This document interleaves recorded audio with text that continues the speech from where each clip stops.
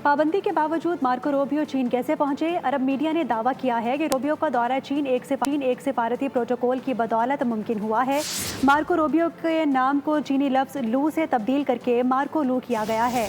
चीन ने सिफारती दस्तावेज में मार्को रूबियो का नाम मार्को लू जाहिर किया। चीन ने मार्को रूबियो पर 2 मरतबा पाबंदी आयद की थी।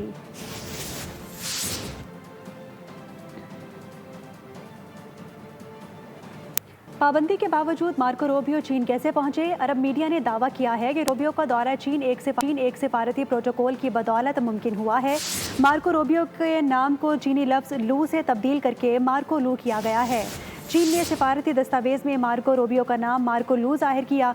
चीन ने मार्को रूबियो पर 2 मरतबा पाबंदी आयद की थी।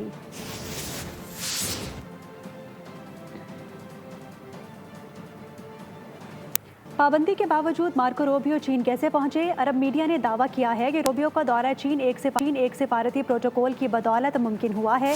मार्को रूबियो के नाम को चीनी लफ्ज़ लू से तब्दील करके मार्को लू किया गया है।